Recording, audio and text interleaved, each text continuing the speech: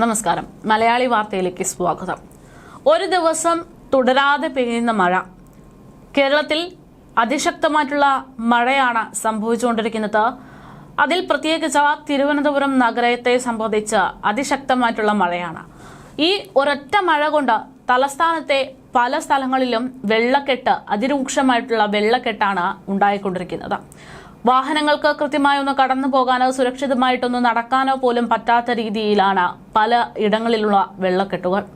ഈ വിഷയവുമായി ബന്ധപ്പെട്ട് ഇപ്പോൾ തിരുവനന്തപുരം മേയർ ആര്യ രാജേന്ദ്രനെതിരെ അതിരൂക്ഷമായിട്ടുള്ള വിമർശനവും ഉന്നയിച്ച രംഗത്തെത്തിയിരിക്കുകയാണ് സാമൂഹിക പ്രവർത്തകയായിട്ടുള്ള അഞ്ജു പാർവതി പ്രഭീഷ്.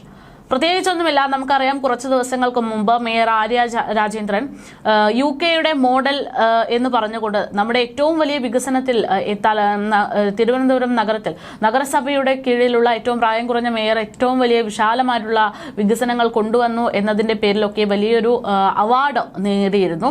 ആ ഒരു അവാർഡ് വാങ്ങിയതിന് പിന്നാലെയാണ് കേരളത്തിൽ തലസ്ഥാനത്ത് തിരുവനന്തപുരം കോർപ്പറേഷനിൽ ഒന്ന് നടക്കാൻ പോലും പറ്റാത്ത രീതിയിലാണ് പലയിടങ്ങളിലും വെള്ളക്കെട്ട് രൂക്ഷമാകുന്നത് എന്നുള്ള ഒരു സാഹചര്യം വരുന്നത്.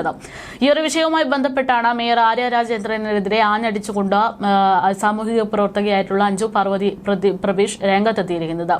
അവർ ഒരു ഫേസ്ബുക്ക് കുറിപ്പ് പങ്കുവെച്ചുകൊണ്ടായിരുന്നു ഒരു പരിഹാസ രൂപേണ ഒരു പരാമർശം നടത്തിയത്. അവർ പറയുന്ന ഫേസ്ബുക്ക് കുറിപ്പിൽ കാര്യങ്ങൾ ഇങ്ങനെയാണ്: ഡച്ച് സാങ്കേതിക വിദ്യ വിജയകരമായി പരീക്ഷിക്കപ്പെട്ടപ്പോൾ ആമഴിഞ്ചാൻ തോട് ഓരോ റൂമിലും എത്തിക്കഴിഞ്ഞു. റോഡുകൾ പൂളുകളായപ്പോൾ തിരുവനന്തപുരം നഗരവാസികൾ പച്ച പരിഷ്കാരികളായി. ഈ വികസന പരിഷ്കരണത്തിന് UK അവാർഡൊന്നും പോര ഗൂയ്സ് എന്നാണ് പരാമർശം. ഒരു ഡസൻ അന്താരാഷ്ട്ര അവാർഡുകളാണ് വേണ്ടത്.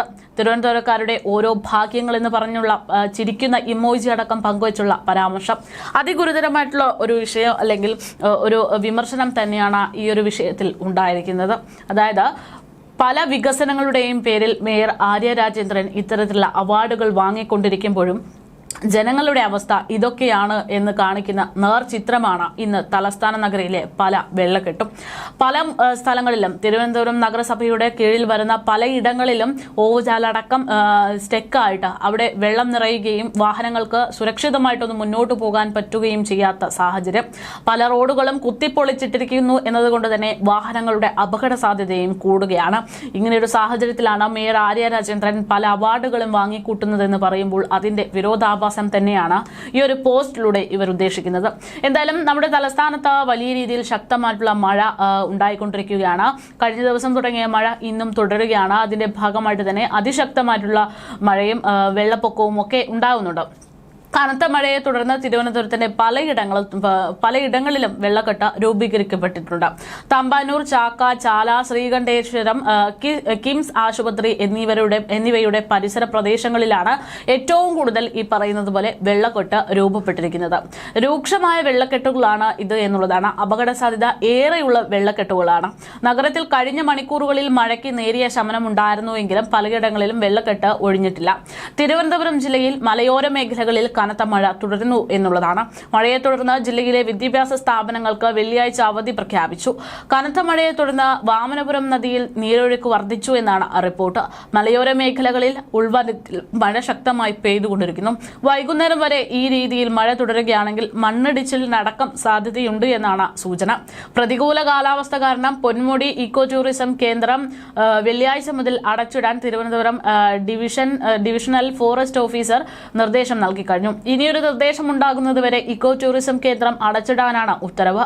കനത്ത മഴയെ തുടർന്ന് ജലനിരപ്പ് ഉയരുന്ന സാഹചര്യത്തിൽ അരുവിക്കര ഡാമിന്റെ ഷട്ടറുകളും ഉയർത്തിയിട്ടുണ്ട്. 15 സെന്റിമീറ്റർ വീതമാണ് ഷട്ടറുകൾ ഉയർത്തുന്നത്.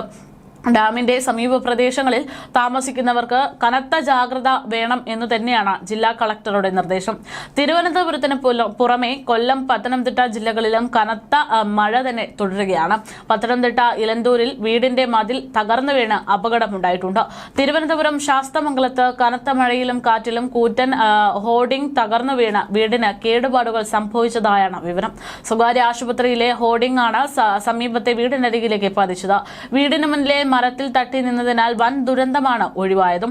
വ്യാഴാഴ്ച രാത്രി 11:30 ഇത്തരത്തിലൊരു അപകടം ഉണ്ടായത്. അതേസമയത്ത് തലസ്ഥാനത്തിന്റെ പലയിടങ്ങളിലും ഈ പറയുന്നത് പോലെ കൃത്യമായിട്ടുള്ള വികസന രീതിയിൽ കാര്യങ്ങൾ ചെയ്യാത്തത് കൊണ്ട് തന്നെ പല റോഡുകളും പണിയുന്ന രീതിയിലായതുകൊണ്ട് തന്നെ അപകട സാധ്യത ഉയരുന്ന രീതിയിൽ മഴ ഒരു വെല്ലുവിളിയായി മാറുന്ന ഒരു സാഹചര്യമാണ്. ഇങ്ങനെ ഒരു സാഹചര്യത്തിൽ ആണ് മറ്റൊരു റിപ്പോർട്ട് കൂടെ പുറത്തു വരുന്നത്. അതായത് നമ്മൾ തുടക്കത്തിൽ പറഞ്ഞതുപോലെ മേയർ ആര്യ രാജേന്ദ്രൻ ഈ അടുത്ത് വാങ്ങിയിട്ടുള്ള ഒരു അവാർഡ്, ആ അവാർഡിന് എത്ര രൂപയാണ് ചെലവായിരിക്കുന്നത്, അവാർഡ് വാങ്ങാൻ വേണ്ടി എത്ര രൂപയാണ് മേയർ ആര്യ രാജേന്ദ്രൻ കോർപ്പറേഷനിൽ നിന്ന് ഈടാക്കുന്നത് എന്നതിന്റെ കണക്ക് കൂടെ പുറത്തു വന്നിരിക്കുകയാണ്. UK പോയി വാങ്ങിയിട്ടുള്ള അവാർഡിന് ചിലവായ തുകയുടെ വിവര കണക്കുകളാണ് പുറത്തു വന്നിരിക്കുന്നത്. വേൾഡ് ബുക്ക് ഓഫ് റെക്കോർഡ്സ് പുരസ്കാരം സ്വീകരിക്കാൻ UK പോയതിന് മേയർ ആര്യ രാജേന്ദ്രന് ചെലവായത് ഏകദേശം 2 ലക്ഷത്തോളം രൂപ എന്നാണ് കണക്ക്. ഇന്ത്യൻ സംഘടന UK നൽകിയ അവാർഡ് വാങ്ങാൻ സർക്കാർ അനുമതിയോടെ നഗരസഭയുടെ ചെലവിൽ യാത്ര ചെയ്തു എന്ന വിമർശനങ്ങൾക്കിടയിലാണ് ചെലവ് വിവരങ്ങൾ കണക്ക് അധികൃതർ പുറത്തുവിട്ടിരിക്കുന്നത്. വിമാന ടിക്കറ്റിന് ഏകദേശം 1.31 ലക്ഷം രൂപയും വിസയ്ക്ക് 15,000 രൂപ ചെലവായിരിക്കുന്നത്. ഭക്ഷണം, താമസം ഉൾപ്പെടെയുള്ളവയ്ക്കാണ് ബാക്കി തുക ചെലവായതെന്നാണ് വിവരം. അതേസമയം കുറഞ്ഞ നിരക്കിലുള്ള 3 സ്റ്റാർ ഹോട്ടലിലാണ് ആര്യ രാജേന്ദ്രൻ താമസിച്ചതെന്നും അധികൃതർ പുറത്തുവിട്ട കണക്കിൽ ചൂണ്ടിക്കാട്ടുന്നു. യാത്രയ്ക്കുള്ള പണം തനത് ഫണ്ടിൽ നിന്ന് ചെലവഴിക്കാൻ കോർപ്പറേഷൻ സർക്കാർ അനുമതി നൽകിയിട്ടുണ്ട്. നഗരസഭ നടപ്പിലാക്കിയിട്ടുള്ള സുസ്ഥിര വികസന പ്രവർത്തനങ്ങൾക്കുള്ള സർട്ടിഫിക്കറ്റ് ഓഫ് എക്സലൻസ് അവാർഡ് എന്നതാണ് UK പാർലമെന്റിൽ വേൾഡ് ബുക്ക് ഓഫ് റെക്കോർഡ്സ് സംഘടിപ്പിച്ച ചടങ്ങിൽ മേയർ ആര്യ രാജേന്ദ്രൻ വാങ്ങിയ അവാർഡിനെ സൂചിപ്പിക്കുന്നത്. ചടങ്ങിനായി കഴിഞ്ഞ 22-നാണ് വേൾഡ് ബുക്ക് ഓഫ് റെക്കോർഡ്സ് മേയറെ ക്ഷണിച്ചത്. സുസ്ഥിര വികസനം നടപ്പാക്കിയ രാജ്യത്തെ ഏറ്റവും പ്രായം കുറഞ്ഞ മേയർ എന്ന നിലയിലായിരുന്നു ആര്യ രാജേന്ദ്രന് ഈ ഒരു പുരസ്കാരം സമ്മാനിച്ചത്. പക്ഷേ ഇത്തരത്തിൽ അവാർഡ് വാങ്ങിക്കൂട്ടിയെങ്കിലും മേയർ ആര്യ രാജേന്ദ്രൻ അവകാശപ്പെടുന്ന ആ വികസനമുള്ള നാട്ടിലാണ് ഈ പറയുന്നത് പോലെ ഒരു മഴ ഒന്ന് നിർത്താതെ ഒരു ദിവസം മാത്രം പെയ്യുമ്പോഴേക്കും കരകവിഞ്ഞൊഴുകുന്ന പോലെ, അപ്പോഴൊക്കെ കരകവിഞ്ഞൊഴുകുന്ന പോലെ തലസ്ഥാനത്ത് കോർപ്പറേഷന്റെ നിയന്ത്രണത്തിലുള്ള പ്രദേശങ്ങളിൽ റോഡിൽ വെള്ളക്കെട്ട് രൂപപ്പെടുന്നത് എന്നുള്ളതാണ്. വെള്ളക്കെട്ട് മാത്രമല്ല, പല റോഡുകളും പണി കഴിയാത്തത് കൊണ്ട് തന്നെ വലിയ കുഴികൾ ഉണ്ടാകുകയും ആ കുഴിയിൽ വെള്ളം നിറഞ്ഞ് റോഡ് മനസ്സിലാകാതെ പല അപകടങ്ങളും സംഭവിച്ചുകൊണ്ടിരിക്കുന്നത്.